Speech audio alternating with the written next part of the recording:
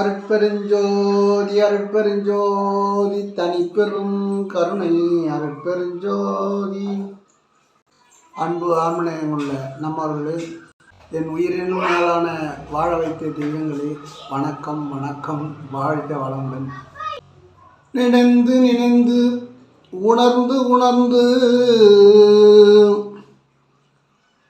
நிகழ்ந்து நிகழ்ந்து அன்பே நிறைந்து நிறைந்து ஊற்றெழும் கண்ணீரதனால் உடம்பு நனைந்து நனைந்து நன்னிதியேன் நாண நடத்தரசேன் என் உரிமை நாயகனே என்று வணைந்து வணைந்து ஏத்துது நாம் வம்மீன் உலகீர்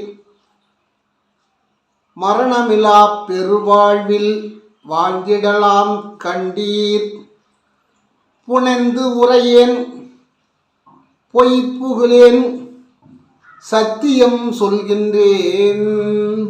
பொற்சபையில் சிற்சபையில் புகும் தருணம் இது கண்டீர், புகுந்தருணம் இது கண்டீர். நம்மவரே நான் தான் உரைக்கின்றேன். உலகம் என்ன சொல்றாரு? இறைவனை நினைங்க, தோத்திரம் பண்ணுங்க, விண்ணப்பம் வைங்க அப்படின்னு சொல்கிறார். இப்போ நினைந்து நினைக்கும் போது நீங்கள் உணர முடியும் அப்படின்னு சொல்கிறார். அப்போ கண்ணீர், இறைவன் இடத்துல கண்ணீர் விடுங்க, முறையிடுங்கன்றார். அவர் கண்ணீர் விட்டார், அருளை பெற்றார் வள்ளல் பெருமான். அப்போ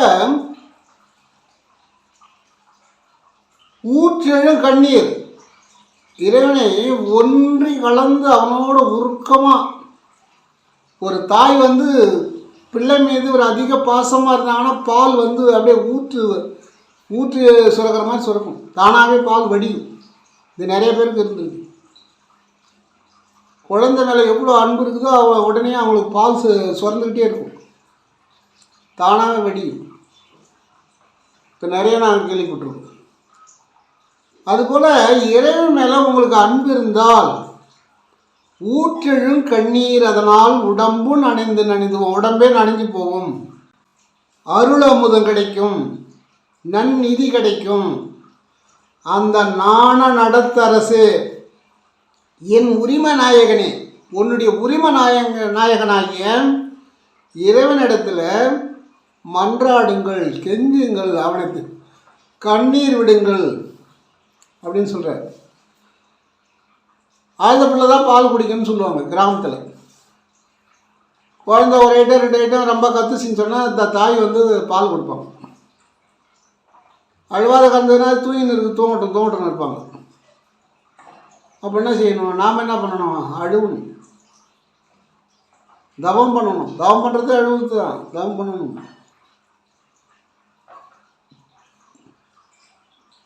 நம்முடைய உரிமை நாயகன் அவர் தான். அவரை வணைந்து வணைந்து ஒரு நேரம் கூட விடாதீங்க, சதா அவருடைய சிந்தனையிலே இருங்க. வணைந்து வணைந்து ஏத்துது மீன். எங்கே ஏற்றணும்? விசுத்திலிருந்து ஆக்கினைக்கு ஏற்றணும். விசுத்தி எங்கே இருக்குது? தொண்டை குழியில் இருக்குது. தொண்டை குழியிலேருந்து ஆக்கினைக்கு ஏற்றணும். அங்கே தான் எதை சொல்கிறார்? வணைந்து வணைந்து ஏத்துது மீன் வம்மீன் உலகீர் மரணமெலா பெருவாழ்வில் வாழ்ந்துடலாம். வாங்க உலகத்துக்கு மக்களே, இந்த உடம்பை எவன் பிடிச்சின்னு போகக்கூடாது. நீ நினைச்சா தான் உடம்பு உயிர் விட்டு இந்த உயிர் உடம்பு விட்டு போகும். ஏன்னா செத்து போவோன்னு நினைக்காதவங்கெல்லாம் பல 100 ஆண்டுகள் இருந்திருக்காங்க. ஒரு 300 ஆண்டு காலமாக ஜாதகம் சோஷியெல்லாம் நீ 90ல் இறந்துடுவ, நீ 70ல் இறந்துடுவ, நீ 60ல் இறந்துடுவ, நீ 40ல் இறந்துடுவ அப்படின்னா இந்த பூலோகத்தில் பிரம்மா ஆட்சி செய்கிற மாதிரி இருக்குது. அது என்னன்னு கேட்டால் இவங்க சொல்கிறாங்கல்ல, சொல்லும்போது இவங்களுடைய ஆழ் மனசில் நம்ம இவ்வளோ நாள் தான் இருப்போம்னு பதிவு பண்ணிடுறாங்க. அந்த பதிவு பண்ணும்போது அந்த நாள் பிரகாரம் இறந்து போகிறாங்க. கேட்டால் சோசியக்கார் சொன்னார் அப்படின்னு. சோசியக்கார் சொன்னார்னா இந்த காதில் வாங்கி இந்த காதில் விட்டுரு. அதே உள்ளே கொண்டு போய் ஆழ் மனசில் ஏன் கொண்டு போய் சொல்லுது? உள்ளே இருக்கிற ஜீவனை பார்க்காம யாரோ காசுக்கு சொன்னதை வாங்கி அதை உள்ளே கொண்டு போய் சொருகிட்டா என்ன ஆகும்? எப்படி என் உயிர் எண்ணின அப்படி அருள்கின்றவராகும். நீ 70 போயிடுவேன்னு அவர் சொன்னார், நீ 70 போயிடுவேன்னு நீ நினச்சிட்ட, அதை ஆழ் மனசில் கொண்டு வச்சுட்ட. சதா என்ன நினச்சிக்கிறேன், இன்னும் 3 வருஷம் தான் இருக்குது, இன்னும் 10 வருஷம் தான் இருக்குது, 5 வருஷம் தான் இருக்குது, அப்படி நீ நான் நாளை எண்ணிக்கிட்டே போகும்போது கரெக்டாக அந்த நாள் முடிஞ்சிடும்.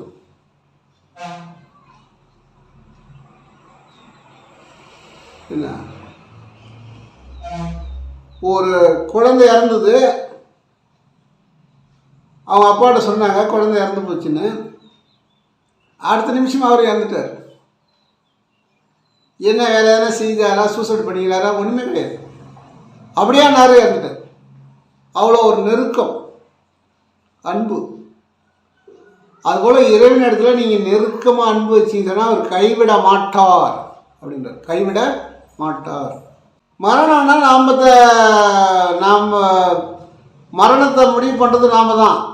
இந்த 60 வயசு 70 வயசுலாம் அவன் எடுபடாது.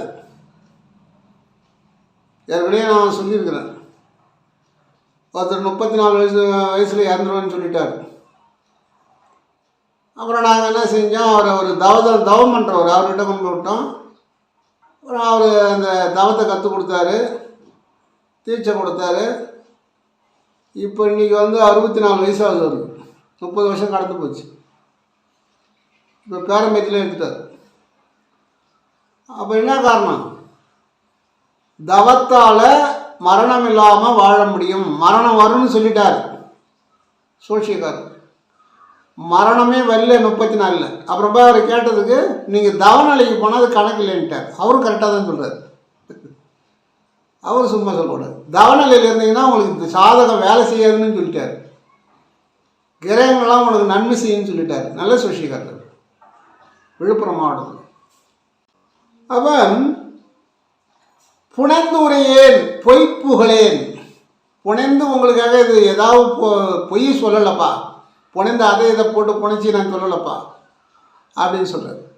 புனைந்து உரையேன் பொய்ப்புகளேன், சத்தியம் சொல்கின்றேன்.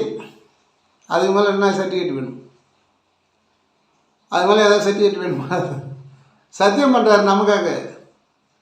சத்தியம் சொல்கின்றேன், பொற்சபையில் சிற்சபையில் புகுந்தருணம் இது கண்டீர். பொற்சபையில் சிற்சபையில் புகுந்தருணம். புகுந்துருங்கப்பா. இந்த சோசியம் ஜாதகம்லாம் செல்லாது.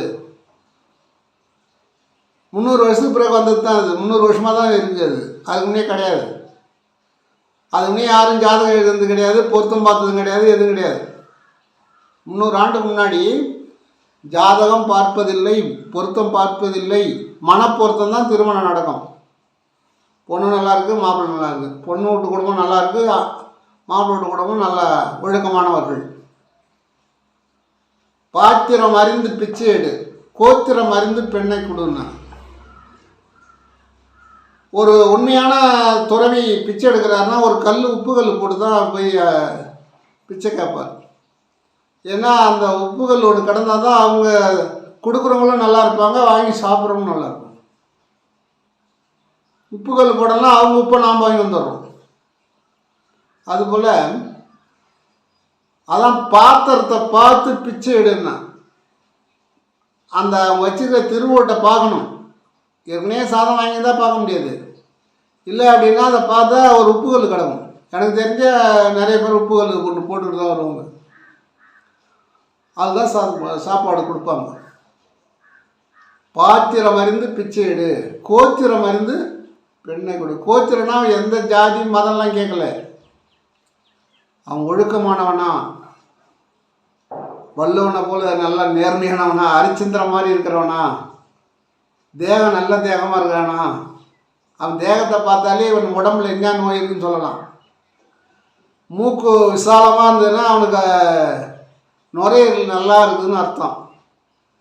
மூக்கு ரொம்ப குறுவலாக இருக்குது, ரொம்ப துவாரம் கம்மியாக இருக்குதுன்னா நுரையீரல் வந்து ரொம்ப சுருக்கமாக இருக்குதுன்னு அர்த்தம். சுருக்கம்னா அது வளர்ச்சி கம்மின்னு அர்த்தம். யாருக்கெல்லாம் விசாலமாக இருக்குதோ அவங்களுக்கு இந்த சளி சம்பந்தமான நோய் எதுவுமே இருக்காது, ஆஸ்மா கிஸ்மாலாம் எதுவுமே இருக்காது. முகத்தை பார்த்து தான் அன்றைக்கி பொண்ணு கொடுத்தாங்க. அதான் பாத்திரம். முகம்ன்றது பாத்திரம், உடல்ன்றது பாத்திரம், உடல் என்பது தேசம். இந்த உடம்பை பார்த்து தான் பொண்ணு கொடுத்தாங்க. பார்த்த உடனே நல்லா இருக்கிறான் பையன், எந்த ஒன்றும் இல்லை. ஏன்னா இந்த முகம் சொல்லும் அவன் என்ன தவறு செஞ்சுருக்கிறான், இந்த இடமும் சொல்லும். அவன் தீய பழக்க வழக்கங்கள் இருக்கிறான்னா இந்த இடத்துல இருக்கிற சாதை சொல்லிவிடும். இங்கே இந்த கண்ணன் சொல்லும் அவன் நேர்மை நல்லா ஒழுக்கமான பிள்ளையான இந்த கண்ணன் சொல்லும். இப்படிலாம் அங்க லட்சணம்னு இருக்குது. அது தெரிஞ்சவங்க வந்து கண்டிப்பாக போனவொடனே சொல்லிவிடுவாங்க இது இந்த பையன் சரியில்லை அப்படின்னு. அதுவே போகும்போது சலனம் பார்ப்பாங்க. அதான் உண்மையான சலனம். பொண்ணு பார்க்க போகிறாங்கன்னா ஒரு அம்மா நெருப்பு எடுத்துகிட்டு கொடுக்க போகிறாங்கன்னா கொடுக்கலாம். அந்த போகும்போது அந்த பொண்ணு வந்து சாதம் வடிச்சிட்டு இருக்குது, சாதத்தை கிளறி கொடுக்குது அப்படின்னா நல்ல சலனம், அருமையாக இருக்கும் அந்த குடும்பம். போகும்போது எந்த வித ஆகாத சலனம் இல்லைன்னு சொன்னால் ஒத்த பாப்பான் வரக்கூடாது, எண்ணெய் வைக்கிறவங்க எதிராக வரக்கூடாது, சார குறுக்காகக்கூடாது. நல்ல தங்க பாட்டில் சொல்லுவாங்க, சார குறுக்காச்சி சர்ப்பம் தடையாச்சி அப்படின்னு. நல்ல தங்க பாட்டில் பார்த்தீங்கன்னா இந்த வரி இருக்கும், சார குறுக்காச்சி சர்ப்பம் தடையாச்சி. சாரை வந்து எந்த பக்கம் போகுது, இடது பக்கம் போகுதுன்னா உன்னை கட்டுதுன்னு அர்த்தம். அதான் சார குறுக்காட்சி சர்ப்பம் தடையாச்சு, தடை சொல்லிச்சு அப்படின்னு. அவன் நீங்கள் பொற்சபையில் சிற்சபையில் புகுந்து விட்டார் தேகம் வச்சிர தேகமாக மாறும், இந்த உடம்பு என்றைக்கும் ஆணி நேராது அப்படின்னு சொல்றார். தன்னுள் கண்ட கடவுளை சித்தர்கள் புறத்தே கோவிலாக அமைத்தார்கள். ஏன்னா நம்ம எடுத்து சொன்னால் இவங்களுக்கு தெரியாது, அது ஒரு ஆதாரம். முதல் படி அங்கே போயிட்டு இறைவன் கல் சிலையாக இருக்கின்றான், உருவம் வழிபாடு பண்ணுங்க. அதில் சரிகை கிரிக்கு போயிடும், சரிகை கிரிக்கும் போயிடும். அப்போ உண்மை நானும் தெரியும். சரிகை கிரிக்கு போச்சுன்னா யோகம், அப்புறம் ஞானம். அதுதான் புறத்தே வந்து கற்கோயிலை கட்டி வச்சாங்க சித்தர்கள், முறையாக கட்டி வச்சாங்க. இந்த உடம்பை வச்சு கோயில் கட்டினாங்க. உடம்பு தான் கோயில். பெரிய பெரிய கோயிலை பார்த்தீங்கன்னா இந்த உடம்பு கோயிலும் ஒன்றா இருக்கும்.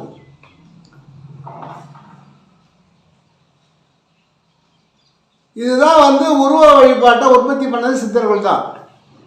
ஏன்னா ஸ்ட்ரைட்டாக சொன்னாக்கா அவங்க கேட்க மாட்டாங்க. போட நேரம் நீ இப்படி தான் சொல்லி பாரு, யாரும் கேட்க மாட்டாங்க, அந்த வீடியோ பார்க்க மாட்டாங்க.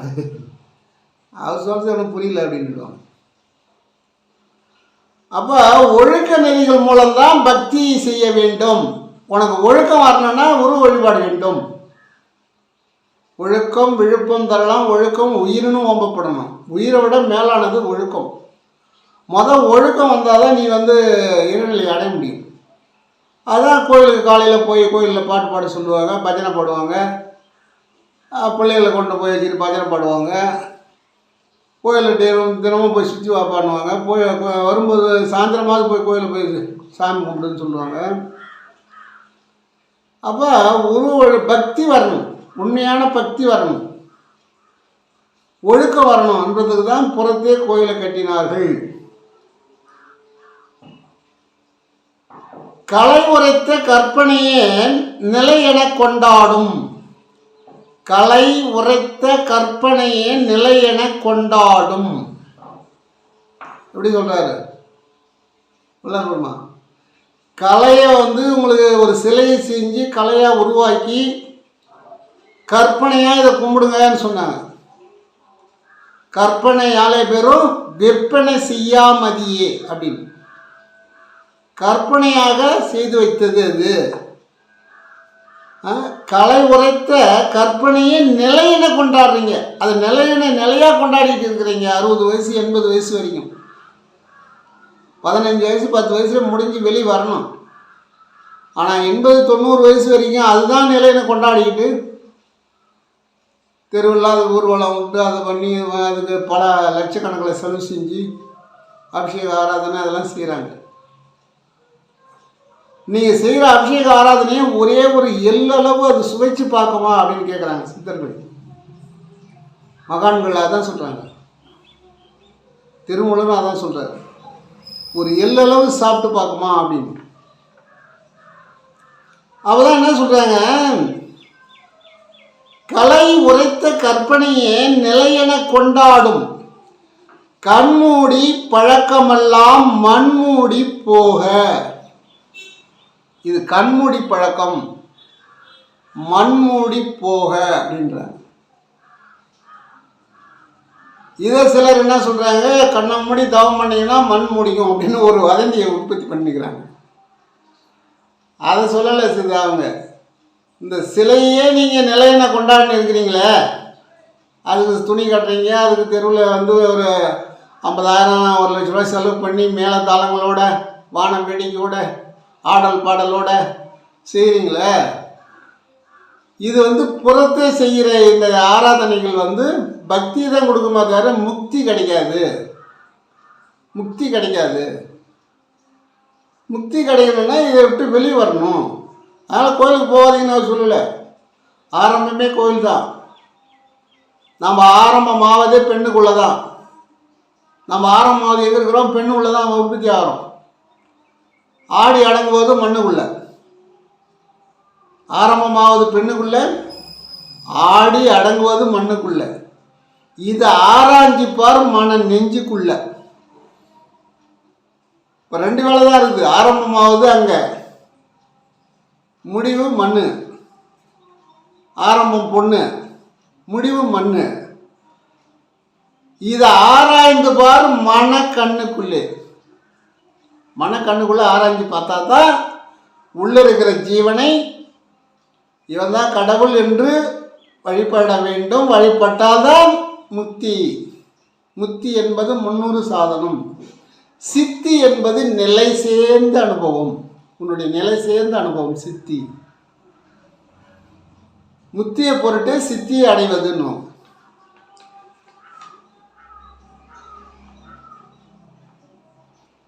உண்மை அபிஷேகம் என்ன பூசலார் செஞ்சார் காஞ்சிபுரத்தில். பெரிய கோயிலை கட்டினார். மணக்கண்ணாலே மனசுள்ளே உண்மை அபிஷேகம் செஞ்சார். அவர் உடம்பே ஆலயமாக்கினார் பூசலார் காஞ்சிபுரத்தில். பெருமாள் கோயிலை கட்டினார். அப்போ அவரால் காசு இல்லை, மனசாலேயே கட்டினார். ஆனால் சிவன் அந்த பெருமாள் கோயிலை அரசன் கட்டுறான். அரசன் கட்டிட்டு நான் போய் கும்பாபிஷேகம் வாங்கன்னு கடவுளை கூப்பிட்றேன் ஈஸ்வரன். அவர் என்ன சொன்னார், எனக்கு நான் முன்னே ஒரு பாக்கு வாங்கிட்டேன்பா ஒரு தேதி. எவ்வளோ நாளாக உருக்கமாக சதா அதே சிவாலில் இருக்கான், கோயில் கட்டிட்டான். அந்த உடம்புழுக்கும் அந்த கும்பாபிஷேகம் போயிட்டு தான் நான் வருவேன், அந்த தேதியில் நான் வர முடியாதுன்ட்டு. அரசனுக்கு ரொம்ப ஆச்சரியம். யார் இங்கே இந்த நம்ம இடத்துல யார் கோயில் கட்டுறாங்க? இல்லை உங்கள் ஊரில் தான் அந்த குளக்கரையில் கட்டிருக்காங்க. அதெல்லாம் இல்லைங்க. இல்லைங்க நான் வரேன் கும்பாபிஷேகம் பாருங்க. அப்புறம் போனாக்கா அவர் பூசலார் வந்து மரத்துங்கீழ உட்காந்துருக்கார். கண்ணை மூடிக்கிட்டு அவர் மாடு கோயில் கட்டிட்டாரு. ஈஸ்வரன் வராரு, தண்ணி ஊற்றுறாரு. எல்லா ஜனமும் வந்து சிவாய நமன்னு எல்லாம் கோச்சம் பண்ணுறாங்க. எல்லாம் மனசுக்குள்ளேயே நடக்குது. அதை தான் ஆராய்ந்து பாரு மனக்கண்ணுக்குள்ளே உள்ள அப்படின்னு. உள்ள பாரு, 2 புறங்களுக்கு மத்தியில் உள்ள பாரு. உள்ளிருக்கும் நமச்சிவாயத்தை யான் மறவேன் அப்படின்னார். உள்ளிருக்கும் நமச்சிவாயத்தை யான் மறவேன், மறந்தால் உயிர் விடுவேன்ட்டார் வள்ளல் பெருமான். அதுதான் ஊர் உடம்பே ஆலயம், உள்ளமே பெருங்கோவில். உங்களுக்கு தெரிஞ்சுதான்.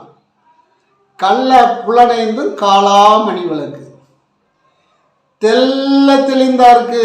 தெல்ல தெளிந்தாருக்கு. தெல்லன்னா உருவத்தில் இல்லை, கடவுள் அருவத்தில் இருக்கிறார், அது நம்முள்ளே இருக்கிறார். சொல்றது தப்பா நினைச்சிடாதீங்க, இது உண்மை.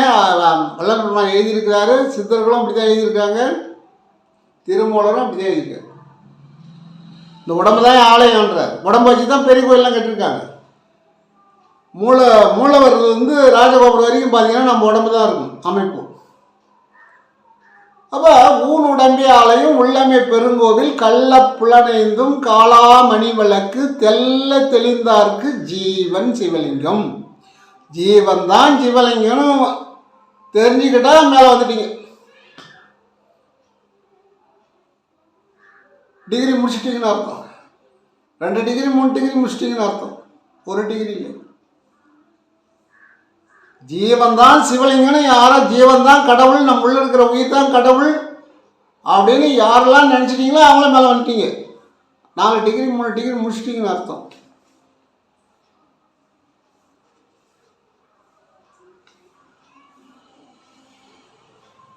பரன் அளித்த தேகம் இது. என்ன சொல்றாரு? பரன் அளித்த தேகம் இது, சுடுவதென்ன புதைப்பதென்ன. நல்லா உள்வாங்கிப்பாங்க. பரன் அளித்த தேகம் இது, சுடுவதென்ன புதைப்பதென்ன, இரண்டுமே அறிவீரேன். ஏன் சுடுறாங்க, ஏன் புதைக்கிறாங்க, இந்த ரெண்டையுமே நீங்கள் தெரிஞ்சுக்கணும் அப்படின்னு சொல்கிறார். வள்ளல் பெருமான் வலியுறுத்துறது அந்த காலத்திலேருந்து, மனிதன் தோன்றிய காலத்திலேருந்து புதைச்சிட்டு தான் வந்தாங்க. இப்போ இடையில வந்து தான் இந்த சுடுற பழக்கம் வந்தது. அதுக்கு முன்னாடி இப்போதான் இது இடையில வந்தது தான் சுடுற பழக்கம். அதுக்கு முன்னாடி இடுகாடாக தான் இருந்தது. இடுகாடுன்னா இந்த உடம்பை கொண்டு போய் இங்கே இடக்கூடிய இடம், அது பேர் இடுகாடு. இப்போ கிறிஸ்தவர்கள் இடுகாடு வச்சுருக்காங்க, முஸ்லீம்களும் இடுகாடு வச்சுருக்காங்க. அவங்க சுடவே மாட்டாங்க, நீ தலைக்கிழன்னு நினச்சிருக்கான். எது என்ன சொன்னாலும் சுடவே மாட்டாங்க. இது வரைக்கும் யாராவது சுட்டுருவாங்க எங்களுக்கு? சுடவே மாட்டாங்க. அந்த ராஜதந்திரம் அவங்களுக்கு தெரியும். சுட்டால் இந்த ஜீவன் அழிந்து விடும், சுட்டால் இந்த தனஞ்சயன் வாயு நலிந்து மெலிந்து அது ரொம்ப ரொம்ப கஷ்டப்பட்டு எங்கெங்க ஓடி தெரிஞ்சுக்கிட்டு கிடக்கும். தசநாடி ஒன்றும் சேராது. 9 வாயு போயிடும், 1 வாயு மட்டும் இருக்கும். அந்த 1 வாயுவை சுட்டு விட்டால் 9 வாயு அழிஞ்சிட்டு தான் இருக்கும். 10 சேரணும். பஞ்சபூதம்னா 5 பூதமும் சேரணும், தச வாயு 1 சேரணும். அப்போ தான் அது அடுத்த இடத்துல போய் உடல் எடுக்க முடியும். சிதைந்து விடுவான், அந்த உடம்பு வர நெளிஞ்சு போகுமா, ரொம்ப கஷ்டப்படுமா. இந்த இறந்து போனாங்க சூட்சம் உடம்புல ஒரு 50 அடி 60 அடி உயரத்தில் அந்த சுடுற நேரத்தில் அவங்க உயரந்து பயங்கரமாக சத்தம் கொடுப்பாங்களாம். அந்த சத்தம் நம்ம கேட்காதோம். கேட்டால் நம்மளாம் வீட்டு ஓடியாந்துருவோம், வீட்டு கிடச்சிட்டு. ஆனால் அந்த அம்மா சத்தம் போடுவாங்களாம், குதிக்குமா அந்த ஆன்மா, தக்கதாகனு குதிக்குமா. ஐயோ எரிதே எரிதே எரிதே, படுபாய்ங்களா, ஏண்டா என்ன சொல்கிறீங்க, தேய் அப்படின்னு கத்துமா. காது கேட்டால் தானே எனக்கு தெரியும், காது கேட்காது. அதான் வளர்ந்து நான் சொல்கிறது, சுடுவது சரியா புதைப்பது சரியா அப்படின்னு கேட்குறாங்க. அப்படி சொல்கிறாரு, புதைப்பது சரி. சம ஆதி, இறைவனோடு சமமாக அவங்க இறைவனை அடைந்து விட்டார்கள். அது வந்து சமாதி, சமாதி வைத்தல். சமாதி தான் அவர் வற்புறுத்தினார். நமக்கு பாருங்க 2 சுடுகாடு இருக்குது இந்துக்களுக்கு. இடுகாடு 1, சுடுகாடு 1. இப்போ சுடுகாடுன்னு தான் சொல்லிக்கிறாங்க தவிர இடுகாடை விட்டுட்டாங்க. 2மே நடக்குது. அங்கே ஒரு பக்கம் சமாதி வைக்கிறாங்க, ஒரு பக்கம் சிலர் சொல்கிறாங்க. ஆனால் இதுதான் மெயினாக வருது, சுடுகாடு சுடுகாடுன்னு தான் சொல்லிக்கிறாங்க, இடுகாடுன்னு இல்லை. இது நல்லா உள்வாங்கி பாருங்கள். 2 மதங்கள் வந்து இடுகாடு வச்சுருக்காங்க. அந்த காலத்திலேருந்து, உலகம் தோன்றிய காலத்திலேருந்து, அந்த மதம் தோன்றிய காலத்திலேருந்து, உலகம் தோன்றிய காலத்திலேருந்து நாம் தான் இடுகாடு. அதன் பிறகு மதம் தோன்றிய காலத்திலிருந்து அவங்க இடுகாடு தான் பயன்படுத்துகிறாங்க, சுடுகாடை அவங்க பயன்படுத்தவில்லை.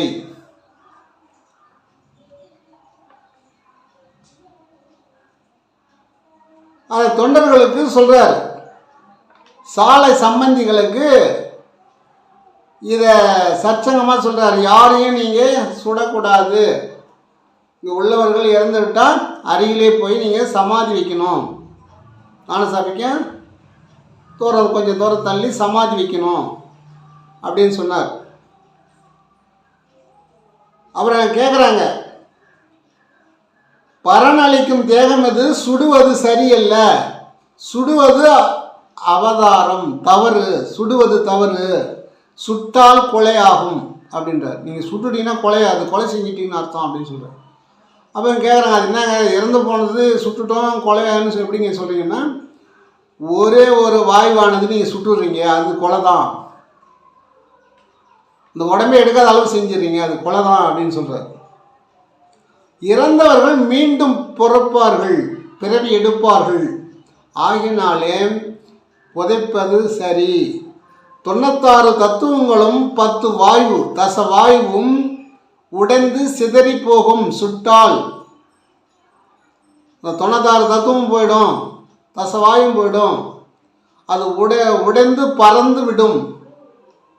இப்படி சாம்பலாச்சுன்னா என்ன ஆகும்? காற்றுல பறந்து விடும். அது மட்டும் இல்லாத கடலில் கொண்டு கரைச்சி விட்றாங்க, பிறவியே எடுக்க முடியாது. ஏன்னு கேட்டால் அவங்க மோட்சம் போகிறாங்க, பிறவியே எடுக்க முடியாது கடலில் கொண்டு கரைக்கும் போது. சாம்பல் எங்கே போகுது? கடலில் எங்கே வந்தாலும் போயிடுவது எல்லா நாட்டுக்கும். மீண்டும் பிறக்க அவங்க மீண்டும் சுட்டவங்களை மீண்டும் பிறக்கிறதுக்கு பல வருஷம், அது கணக்கு கிடையாது. எப்போ தான் பிறப்பாங்கன்னு சொல்ல முடியாது.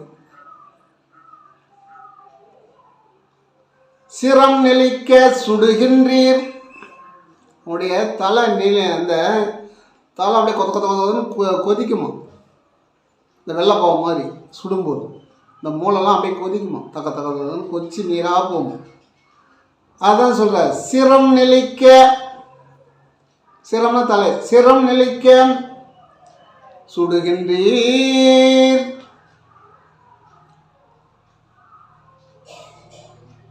தனஞ்சயன் நலிபடுமே. தனஞ்சய என்ற வாயு நலிஞ்சு போகும் அப்படின்னு சொல்ற, நலிப்படுமே. இந்த காசு பணத்தெல்லாம் சம்பாரிச்சது யாரு? உனக்கு இந்த வீட்டை கட்டினது யாரு? காசு சம்பாரிச்சது, பார்க்குற நகையை வாங்கினது யாரு? இதெல்லாம் செய்தது யார்? ஒன்று உள்ள இருக்கிற ஜீவன். அந்த ஜீவன் சம்பாதித்த சொத்தெல்லாம் பத்திரமா வச்சுக்கிறீங்க. பத்திரத்தை கொண்டு போய் பத்திரமா வச்சுக்கிறீங்க, தங்கத்தை கொண்டு போய் பத்திரமா வச்சுருக்கிறீங்க. தங்கத்தை விட மேலான இந்த உடலை, இந்த உள்ளே இருக்கிற ஜீவனை நலி செய்யலாமா? ஒரு சல்லி காசு கூட நீங்கள் அதை மதிக்கலை. உள்ளே இருக்கிறவர் இறைவன் தான் என்பதை ஒரு சல்லி காசு கூட நீங்கள் மதிக்கலை. எவ்வளோ ஒரு வேதனையாக சொல்கிறாங்க பாருங்க. இந்த ஜீவன் தான் பணத்தை சம்பாதிச்சது. அந்த பணத்தை பெட்டியில் வச்சுட்டீங்க, ஜீவனை மண்ணில் போட்டீங்க. ஜீவன் எங்கே இருக்கிறாருன்னு தெரியல, மண்ணில் போட்டாலும் பரவாயில்லை, நெருப்பில் போட்டு நலிபட வச்சு.